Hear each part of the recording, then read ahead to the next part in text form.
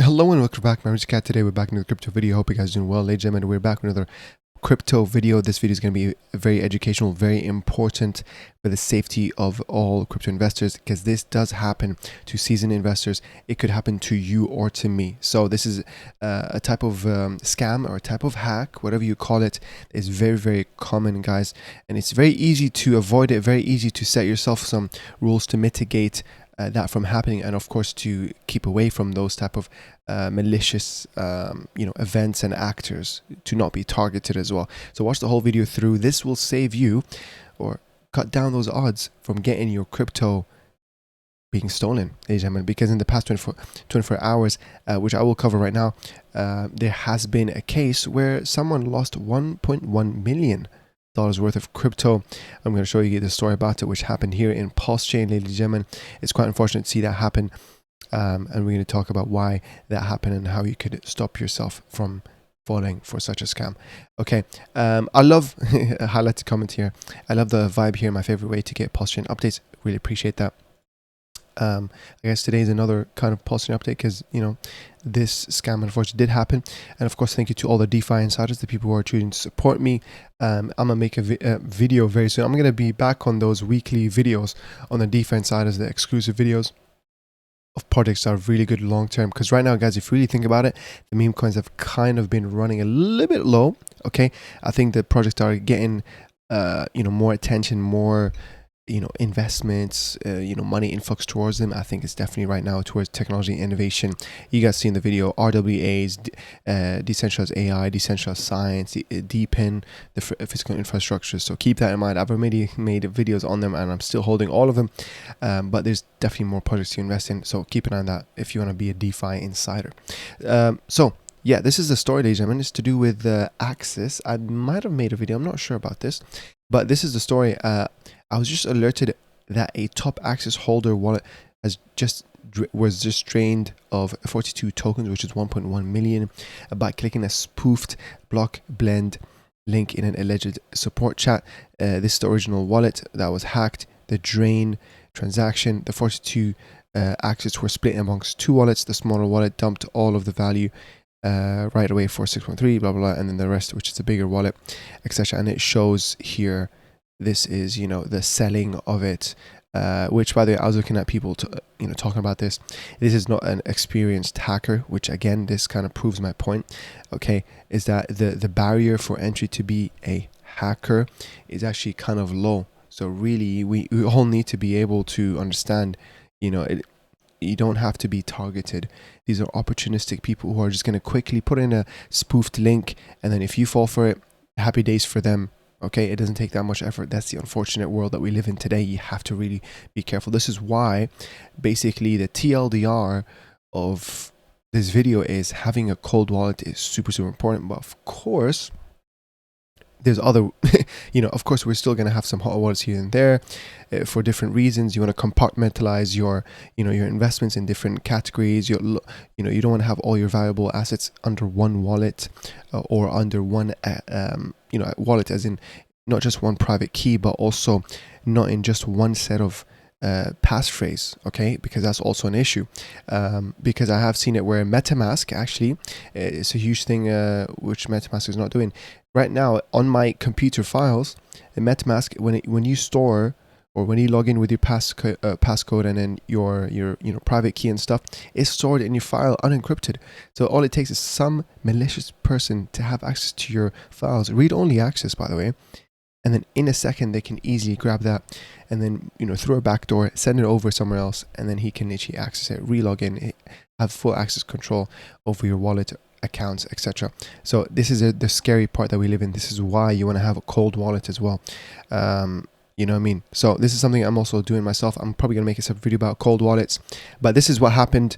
There's a small update as well. The drainer wallet has finished selling the whole stack. Look at the resilience, blah, blah, blah. He just talks about, how it recovered well. Hackers completely out of power, etc, etc. So we're going to quickly, guys, show you. This is the original message that the unfortunate whale access holder fell for. So this is if I scroll up, this is the official block. I believe it's official. No, actually it's not, I believe. So there's a few issues here, but obviously this is the main link, right? If you look closely, yes, it's HTTPS, which means it's using secure socket layers, has a certificate. Yes, that's good. But if you look at the website, blockblend.website/coin, the official website is blockblend.io, guys. People can easily come up with a separate domain that's close enough. And then of course we all, it's very hard for people to memorize what are the domains that we're invested in. But the easiest way is, of course, for you to double check. So for example, here it says, migration to the new blockchain improved, go to our website. No. If I know about Blockblend and then there's an update, I'm going to open the website from my own history, browser tab history. I don't need to click on link and then do that, because basically this is what happened. They clicked on the website. It looked perfectly fine, like the real Blockblend website, and it asked, and they connected their wallets. And then they probably allowed permissions for certain tokens, and then they were able to, get access to tokens to sell them. Even if your laptop is closed, even if you're on offline mode, airplane mode, it doesn't matter. Once you've given them access, ladies and gentlemen, which I'm going to quickly show you, this is what it is. This is the access thing that kind of pops up, right? Allow XYZ to spend your DAI, and sometimes it will show it will either say the amount of tokens or it will say unlimited amount of tokens. And this is really a big issue. I've mentioned it in a few videos where, when I go on Pulsechain, when I go on PDAI, and I, click on, let's say I wanted to sell or buy or, sell something, you have to allow the permissions, right, for the tokens. I set it to be only enough for the amount that I'm willing to sell right now. That's just a very safe trick. I will be showing you guys a quick way as well to, this is a really nice website here that shows you where you can put your own wallet address, and it will show you all the approvals that you have. Some of them are unlimited ones are of course at risk. So right now this is my Ethereum stuff, and you can see the stuff at risk. I have 4.5k things at risk, guys. In my other wallet I was putting things, even on Pulsechain. You can change this on Pulsechain, which you can do. I was going to do this, but the Pulsechain things sometimes take a little bit longer to load and stuff like that. So I'm going to keep this. Obviously, you can click it. It works. Revoke.cash is the name of the website. Super trusted. I've used this before to revoke a lot in the past year as well. Because you can go to BNB chain and stuff like that. And then you can filter it where you can filter it either to unlimited. Because of course, unlimited, that means it doesn't expire. I believe it does. Yeah, unlimited basically means, I believe it means, well, I think most of them have expiry dates, but, unlimited spend, that is super risky, because of course that means they can just keep selling in the future. So, I do have some tokens here, for example, Titan X, unlimited, that's not good. Fear, unlimited. This GPU stuff, unlimited. So value at risk, because this is my holdings, for example. Offsec, this is my holdings. So value at risk is that. That's why they added it here. And that's not really good, right? So you can also sort them from oldest to newest, or approval amount highest to lowest, guys. Okay, so keep that in mind. Unknown as well, value at risk. It doesn't really show everything, but keep in mind, you want to really scroll through everything and vet everything out and take away. For example, look at this one, SafeMoon 2.0. I don't really have that token anymore, but most of the times it's like the weighted ETH, it's the the gas fee token. So you want to look into the ones that you're holding, you have tokens of, and then revoke them, guys. Easy. You revoke it. It'll cost some money, unfortunately, but it's absolutely fine. Like for example, this one, I'll confirm it, I'll revoke it. It's fine. Worst case scenario, you go back to your Uniswap, and then if it re-asks you for permissions, that's fine. You'll do it again. You want to revoke everything, then keep a few bad apples, because it literally only takes a few bad apples for them to literally drain your wallet.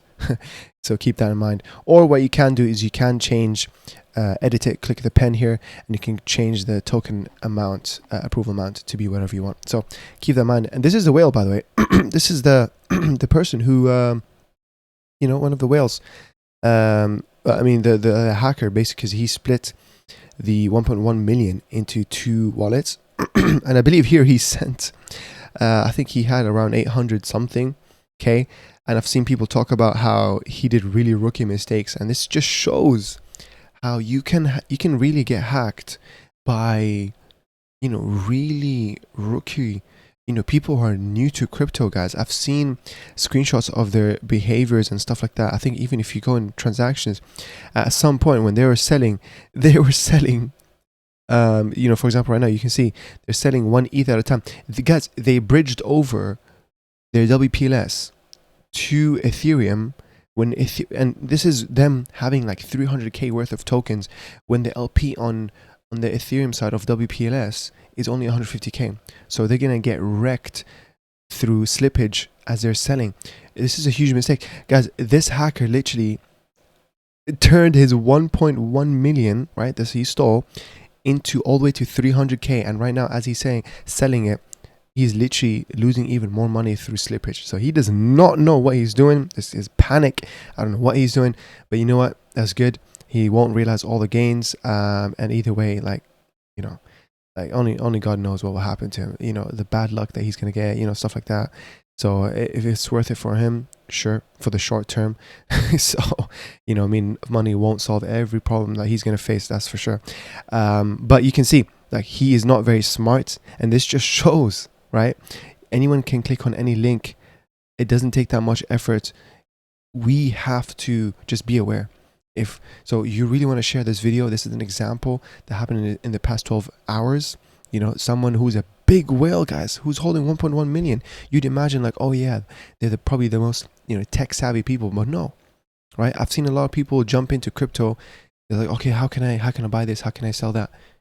But they never ask about, yo, what are the risks? What should I hide? What should I not tell people? What should I not click?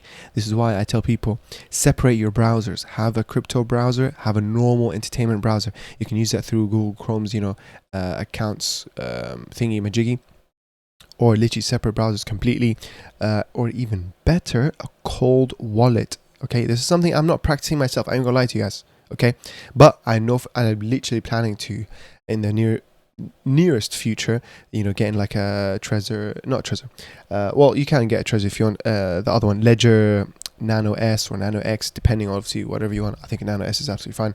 That's what I'm probably going to go for. You know, you get that so that at least, you know, when your laptop has some type of access, unfortunate thing, you know, 0-day attacks going on a fake website, they won't have access to your private keys because that's all stored on the USB. It's super encrypted. You know what I mean? You can write your own 12 word passphrase somewhere else on a hardware, you know, thingamajiggy. You can hide it somewhere, or you can even memorize it at the end of the day, or you can write it somewhere, you know, behind, you know, under your passport. You can put it on your phone, etc. Well, obviously, you know, don't put it on your phone because that's going to reintroduce other types of attack vectors there, unless you make it meaningless, right? So you can put it on your phone, maybe, you know, but change the names a little bit, put it in your own language, and then when you translate it, it'll mean that, or like put it in a zip file that is an encrypted zip file, so you remember the password, etc., etc. There's so many different ways to do that, but all in all, having a cold wallet storage is a very great solution. Solves a lot of risk, but of course, it's not the end all be all of, you know, saves you from everything. No. You still have to be aware. Still don't click on any link you see, guys. Honestly, I want to keep that video short and simple about it. You know, stuff like this happens a lot, and I hope this helps. Okay, because at the end of the day, it literally all comes down to permissions. Because I've seen another article made by MetaMask themselves, and they literally tell us that the risks doesn't come from connecting your wallets, guys. Okay, the risk comes from when you allow the permissions, when you give them access to your tokens, X amount, you know, unlimited, no expiry date. That's where people can actually drain your wallet, even when your laptop is closed, even when you forgot about it, even when you're not on their website. It's done. If you give them smart contract, you know, allowance, basically, they can literally withdraw it at any time. This is why, for example, when I go on a, you know, ROI dApp, I'm going to make a new MetaMask wallet with a new private key, basically, wallet account with a new private key, and then connect to it. Okay, you want to separate your risks, spread them out, never, you know, contaminate your risk, I guess. So keep that in mind. These are the practices that will literally save you from yourself, because obviously security of any system, right, is as strong as its weakest link, to keep it very simple, right? So you can have our laptops that are encrypted, you know, doing PKIs and, you know, a bunch of other things, AES, whatever, all this stuff, you know, but at the end of the day, it's only going to be as strong as you are. Yeah, right. The human factor is unfortunately the part that we can easily be socially engineered, guys, into giving away information.